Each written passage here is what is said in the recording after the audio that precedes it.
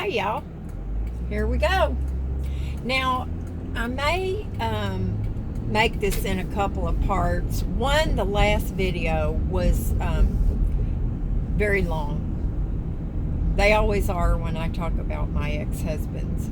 But my phone was also getting very hot. It's supposed to get 83 today, which there's Wormlands Avenue.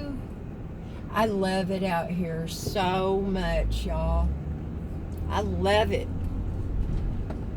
The houses have some room between them. The lots are not huge. Some of them are, but they're not crammed together. So, let's try to find a part of Wormlands that is less inhabited. Now, as I was saying about my sixth husband, he was so awesome, you guys. So finally, and I had told him this, unless our relationship is really going somewhere, you're not going to come to my house and you're not going to meet my little boy. So finally, we agreed that we were going to have a committed, long-term relationship. Now, that didn't mean that we were talking about marriage. It just meant that we were serious about each other. He knew everything about me. He knew I'd been married 6 times. He knew the reasons why. He questioned me extensively, which of course I didn't mind. I would have been questioning him. Now, during the time we were together and, after we were married, I managed 2, maybe 3 different, nice little Class A, an oldie but a goodie, 2 or 3 different properties, and we had bought 3. Am I at a dead end? No way. Well, maybe I should have turned the other way on Wormlands. I think I remember this happening to me one other time. And the Martinezes still live here. But anyway, we had a very good, loving, caring relationship. Now let me tell you, this man, I mean really, y'all, you could clone him to be husbands for other women, and they would have been amazed, just like I was. I kept waiting for something to happen. You know how when things are going so well, it kind of scares you? But nothing did. He was so sweet. He would leave me notes all over the house. He would leave me $20 bill in my car seat with a little note that said, please treat yourself to a nice lunch. I mean, just all kinds of stuff, y'all. I had never ever had anybody be so sweet to me and so consistent in his behavior. And he knew from the get-go that there was going to be no drinking in our home aside from a few beers during football games. He knew all about my parents. He knew all about my 4th husband. And he was very respectful. I had never, ever, even when we were going out with his friends, to pubs and whatnot, I never saw him drink too much. So our relationship went along wonderfully. He finally met Sam, and after a while, he started spending the night at the house. He practically lived with us, y'all. Now, I lived 30 minutes away from where he was stationed on Camp Pendleton. He didn't work inside the back gate, but he took the back gate, and that's how he went through Camp Pendleton to get where he was stationed. He didn't care. He said he loved it. He got to ride his motorcycle for a long time in the morning. So he would get up way before Sam got up. So Sam really didn't even know he was spending the night except on the weekends.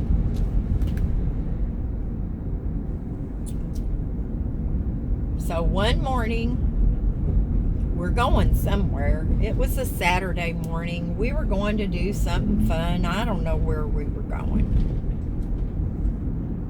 But anyway, I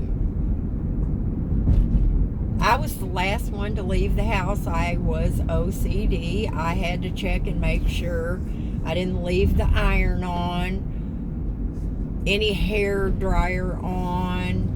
Everything had to be just so.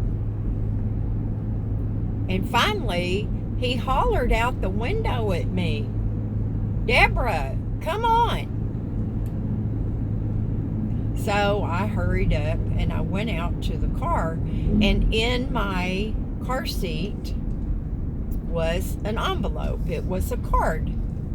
And so I picked it up and I got in the car and I buckled my seatbelt, and we're driving down the road, and I don't know, he was just acting kind of antsy or something.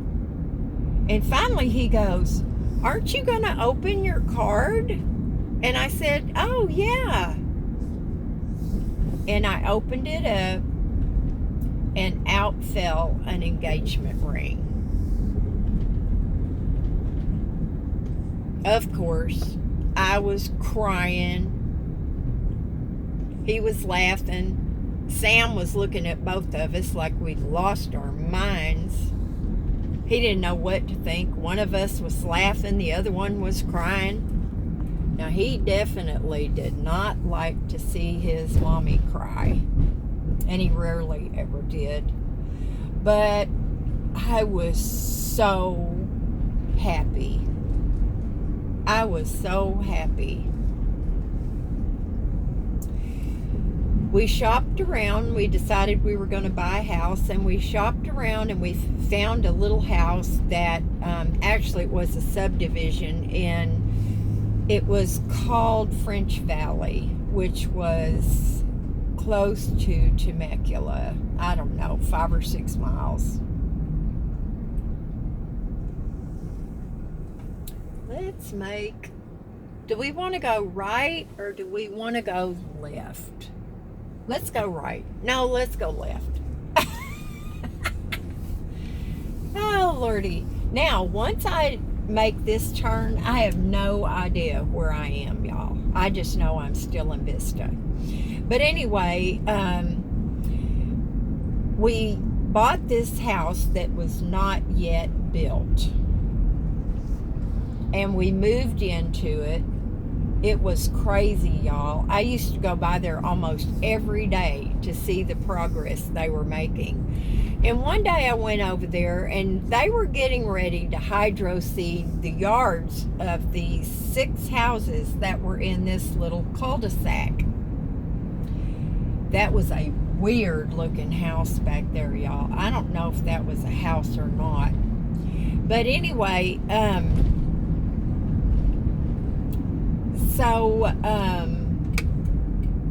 of course I made the wrong turn. We're getting out here on Highway 76, so we're going to go back. So anyway, we bought this house, and I went over there right before they were going to hydroseed the yard, and I saw smashed tin cans, soda cans, in the front yard, partially buried by dirt.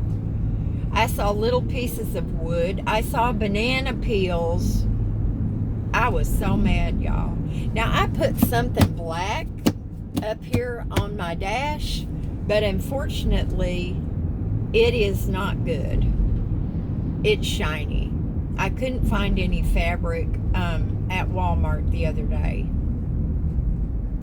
Anyway, please excuse me for that. So, I got out of my car and I said, excuse me, this is my house and you are not going to hydroseed over this yard with all this crap in it. Is this better, y'all? Yeah, that's better. Okay. It's not perfect, but it's better. I'll get some fabric. Anyway, I made them dig it all up and take all the trash out of it. Were they happy with me? Oh, no. But when I told them I would not hesitate to wait around for their supervisor every single day, they did it, and they did it in a hurry. I was very picky, y'all. So we bought the house. We moved in on April Fools of 2000. We lived there happily for a few years. And then my medication was not working well. So I went to the doctor and they prescribed, or my doctor prescribed, some stuff called Wellbutrin. Well, y'all, I started taking it and oh my gosh, I had the worst nightmares. I had never had nightmares so scary. I mean, monsters, y'all, were chasing me. It was horrible. Horrible. I was actually beating my husband in my sleep. I was kicking him and pummeling him and screaming at him. He said, babe, I think we have to go back to the doctor. This is not working. So we did. And it was at that point that I got so frustrated with changing medications and them not working and me not feeling well that I quit taking my medication. Y'all, that was a horrible, horrible mistake. One that I have never repeated since. I got so angry. Oh my goodness. There is a car for Deborah Joy. Now, it's not pink, but it is a little beauty. Let me see what that is. Oh, it is a very, very old Mercedes. And he has the black license plates that signifies that it's an antique. And when your car reaches antique status, you no longer have to pay for tags. Now, that may just be in California. I don't know. But anyway, I was so angry being off my medication. I remember sitting in the living room trying to watch television, and I would feel my husband looking at me. He was so concerned. He was heartbroken. He did not know what to do. But I would catch him looking at me. There's some little boulders. And I would jerk my head around and look at him, and I would say, "What are you looking at?" I was so mean to him, y'all. I was so absolutely furious, and I was mean to him. Now, I can tell you, most men would have cut and run, but he didn't. He got online, he did research, he joined some support groups. He did everything he could. I was beyond taking care of Sam, who was in school by then. He took care of the whole house. He did the grocery shopping. He did the cooking. He did the laundry. He took care of Sam. He did everything, y'all. And then I hit rock bottom, and I was in bed. I wouldn't even let him sleep with me. I stayed in our room with all the blinds and all the curtains shut. And boy, he better not come in my room. Yeah, it was my room by then, not our room. I was so depressed that all I could do was lie there and think of how I was going to kill myself.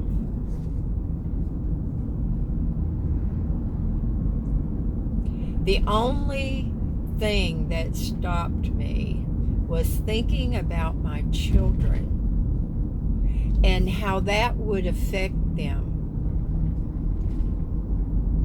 What would happen? It would be in the newspapers. It would be on the news. My children would have to know all about it. It would be strung out. How I did it, why I did it, speculation. Was my husband taking care of me? Why was he not making sure that I had the right medications? And on and on and on. And yes, I know I just pulled in the wrong way, y'all, but school is out. Anyway, he stuck by me. And I was trying to figure out how I could get enough pills to end my life, because I reached the point where I wasn't even thinking about my children anymore. I was way past that. But anyway, my husband never, there goes a little squirrel. My husband never gave up on me. And finally, I went back to the doctor. He was crying and begging me to get some help. And I did. And I started feeling better. It took about a month and a half before my medication actually kicked in, and I was strong enough to want to continue. That's why I tell people, never, ever stop taking your medication. Let the doctors tweak it until you feel good. But anyway, I mean, that was a testament to what a good man that my husband was.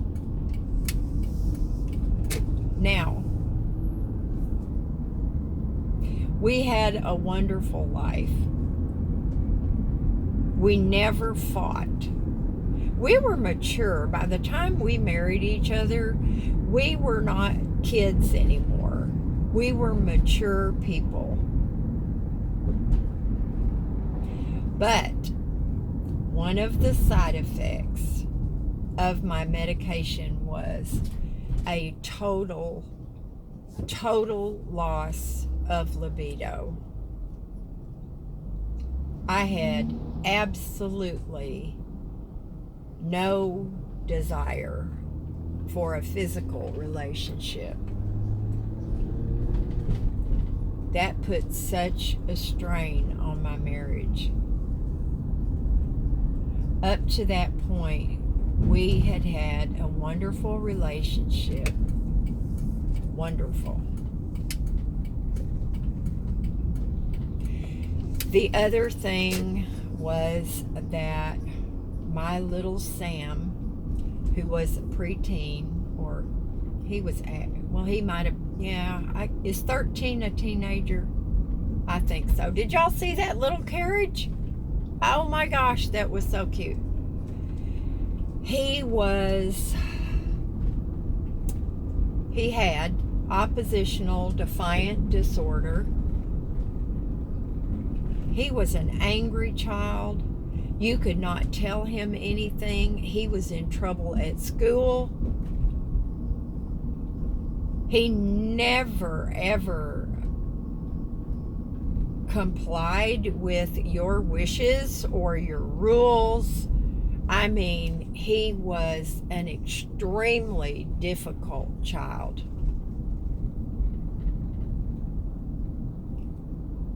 My husband finally got to the point where he just stopped trying. He could never get Sam to go with him to do anything. Didn't matter what my husband offered for them to go and do together. Sam's response was, no, I don't want to go. Leave me alone. That was so hard on my husband. It broke his heart, and it also made him angry. Everything with Samuel was a battle. And if he ever watches this video, he'll know that I am telling the truth, and he would own up to that. He really could not help himself, y'all. It was horrible to watch him. Yes, I got really angry with him at times, but I also knew that no child in their right mind would want to be in trouble all the time. So eventually, my husband and I decided that we would go our separate ways. Now, y'all, it crushed me. It absolutely crushed me because I loved him so much, and I still do. But anyway, he is a professor somewhere down in San Diego. He's remarried to a beautiful, beautiful lady, and I just always wish him the very best. The very best. But anyway, this has gotten very long-winded, but that's it for my last husband. And after him, I said, never, ever again. Never again. So now I've come into a dead end. It is so absolutely gorgeous out here. I could drive the whole day. But I'll let you guys go now. And I hope you do something fun today. Cruising around out here in the country is definitely a fun thing for me. And as always, talking to y'all. I'll talk to you later. Bye now.